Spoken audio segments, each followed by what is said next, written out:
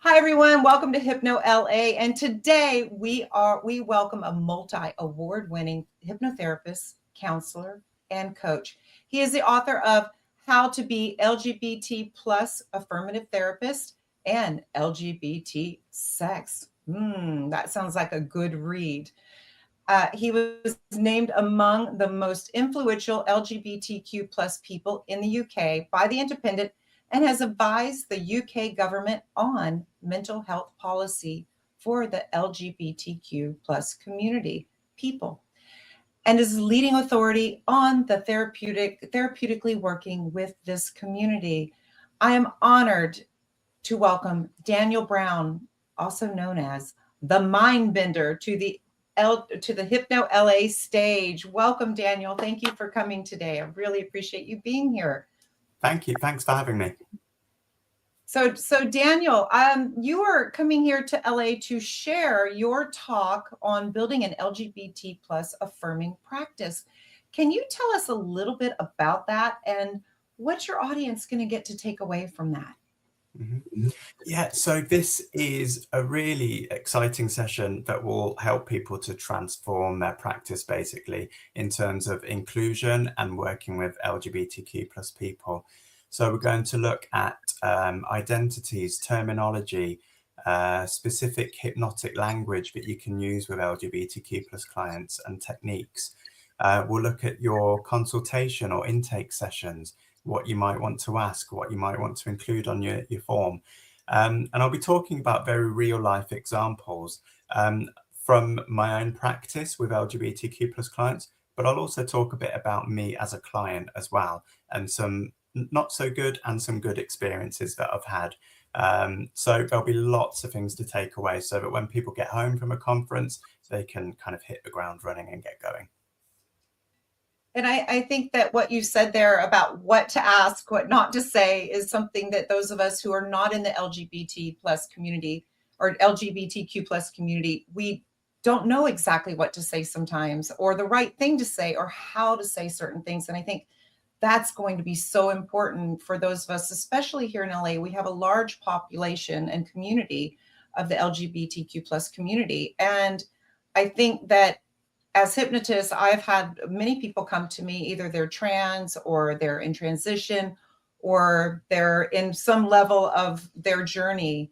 And we want to make sure that we're honoring where they are on their journey so that we can help them the best that we can and help them be the best they can be on that path that they're on.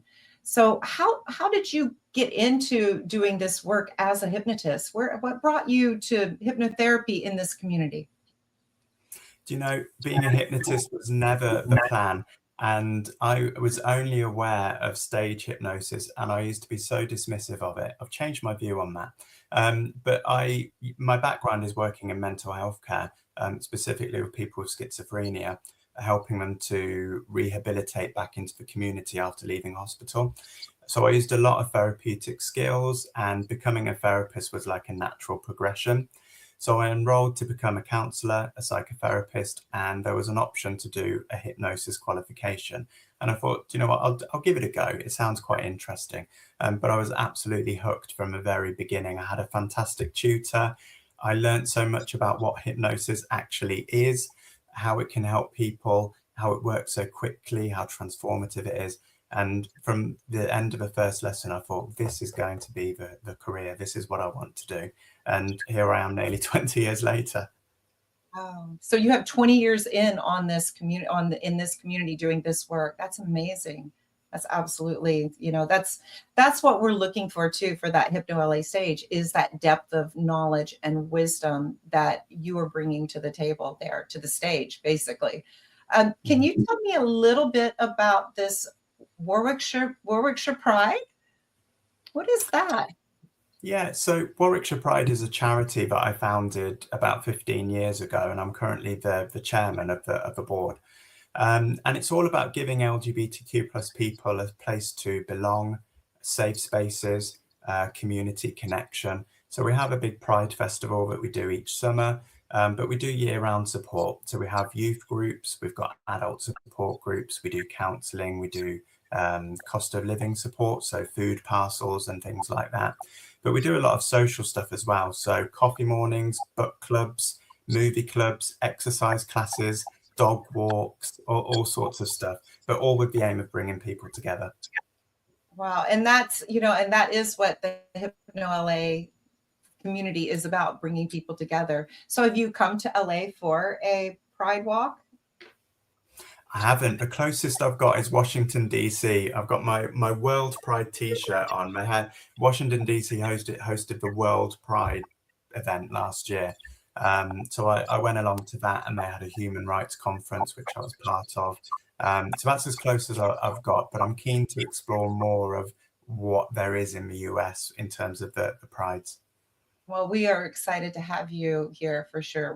We just can't wait to see you here and other places. I know that you've done the UK Hypnosis Conference, and you do the Hypnothoughts Live, which is an amazing one here in the US. And I think in the UK this year you did the LGBTQ sex talk. How was that? Just curious. Do you know? Yeah, I did that. So I did that at the UK one last year, and I did it at Hypnothoughts last year as well. And yeah, sex sales. It was a draw. People came in. They were curious to find out more, which is what I want. I want people to be curious. I want people to be able to ask questions, and maybe the questions that they wouldn't feel comfortable asking anywhere else. So it was really good to have those honest discussions and help people to feel more confident around this topic.